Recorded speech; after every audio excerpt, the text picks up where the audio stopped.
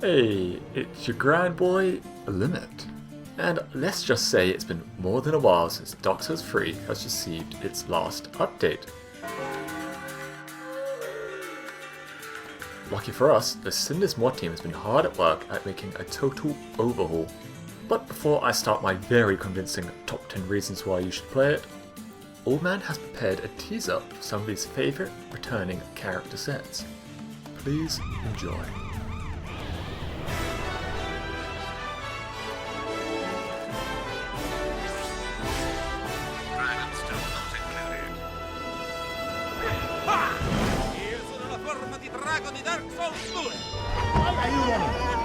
Why are you running? I am Kiran. Please take this. I no longer need it. I am old King Doran. Prepare thyself. I shall let no harm come to dearest Estrella. How dare you persist in intruding upon... Milady?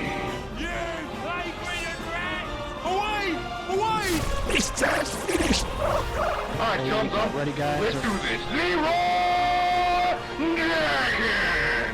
Oh my god, he just ran in. Leroy, you were just stupid as hell. Aye, Shemai, aye, Shemai, aye, Shemai, aye, Shemai, aye, Shemai, and good day to you. This guy's crazy.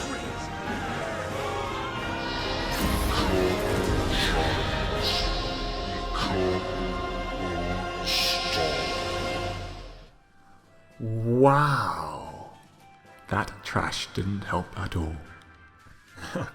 How about we start over without all the distractions?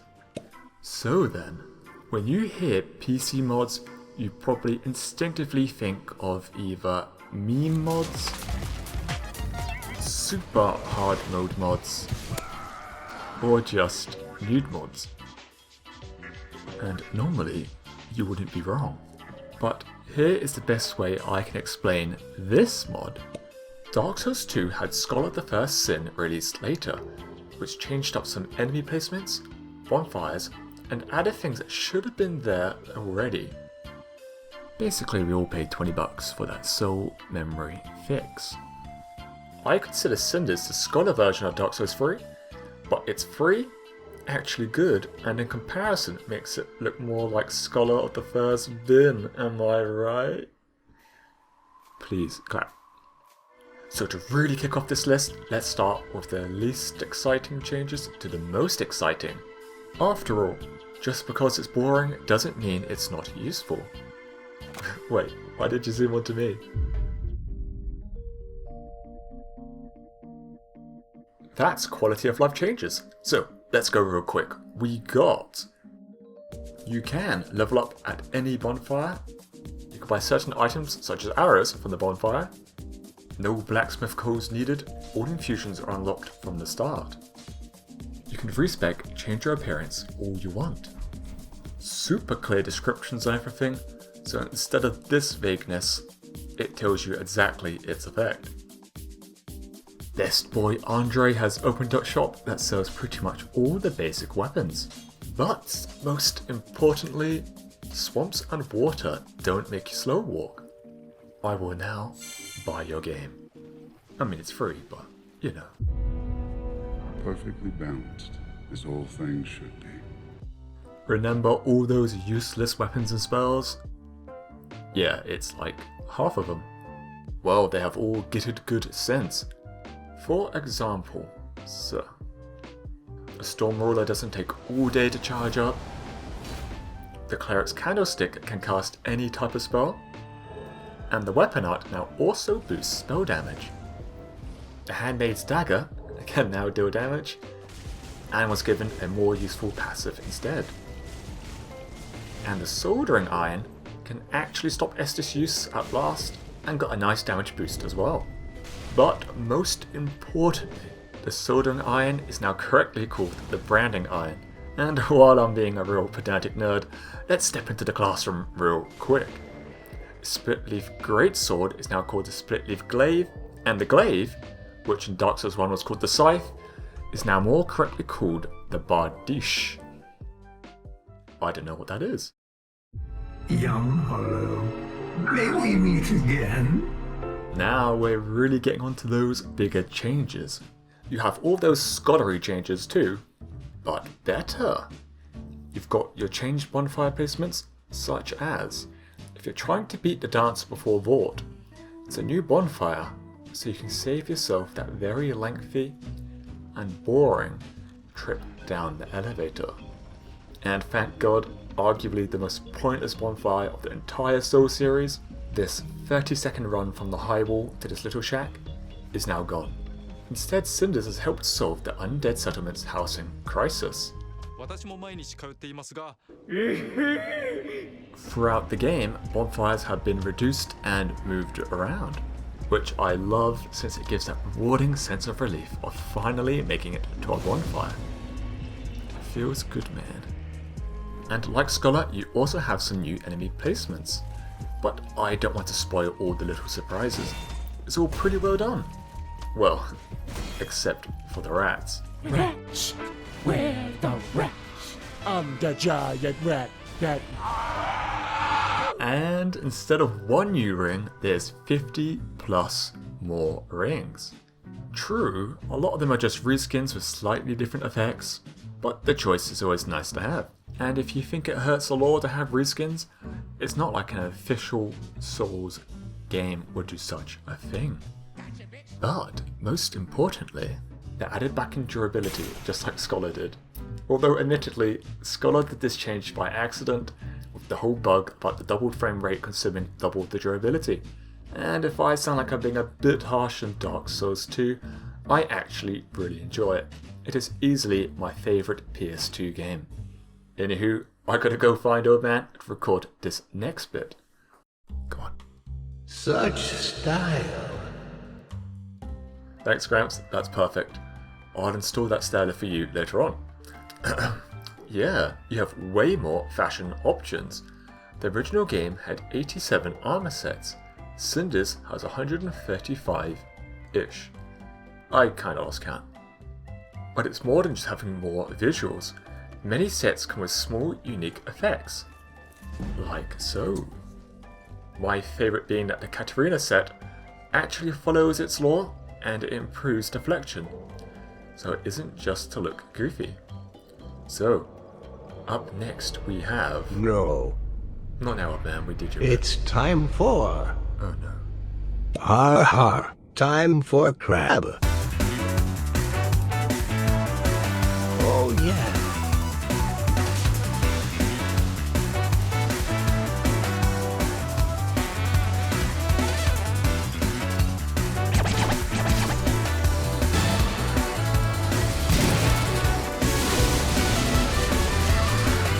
It's time for... Big meaty claw! Did you just cough on me? Oh no. I guess I've finally got time for my miracle build studies.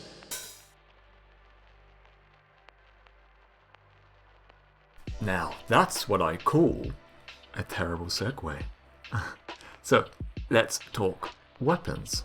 By my not so precise count, Dark Souls 3 has 220 weapons, and Cinders has 415. You have all the returning classics that you saw earlier, and some new crazy stuff too. I mean, just look at this. The best bit is, you don't even have to farm them. For those weapons you can't buy or trade for, they are 100% guaranteed drops for certain monsters and mimics. So if you see a tough enemy, they probably have a good reward. But what if that cool weapon you want to make a build around is found in the mid or late game? Well,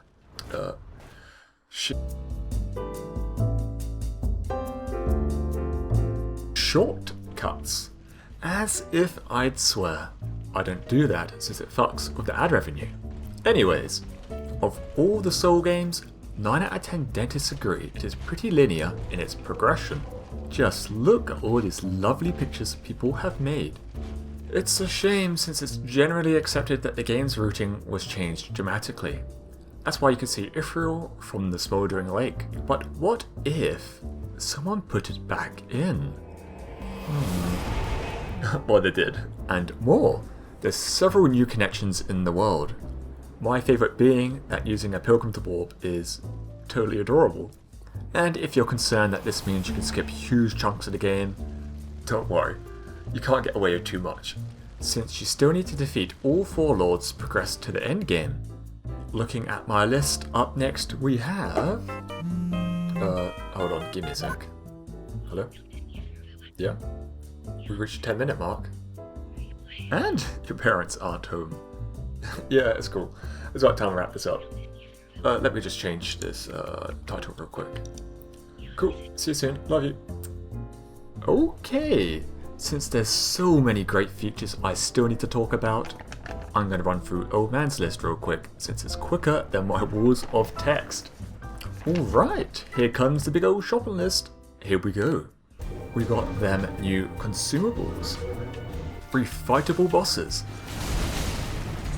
covenants that actually do stuff, tons of named NPCs, and just wait until you game plus. A pendant that does something, but what? New gestures, very nice. Way more weapon arts. This is my boomstick! Kaboom! A billion new spells. Your ancient dragon can be fought without the gimmick strats. A monster arena fighty place. Yorm. But now with added explosions. I think this reads Moss Fruit. No wait, it's Devil's Trumpet. His handwriting is whoa. A portable solar buddy. Oh, hello. And of course...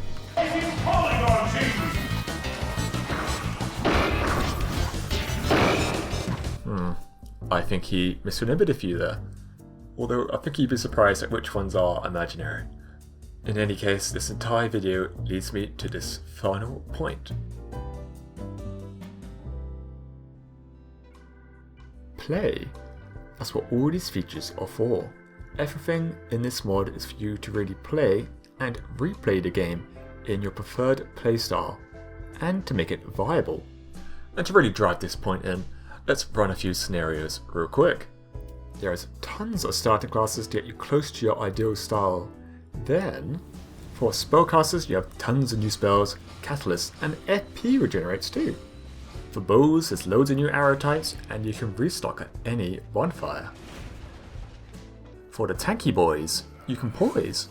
You can even get a regen build working early enough with the right setup. Just wanna roll around, go for thorns, use the roll damage rings, and you can become some kind of deadly iron pineapple?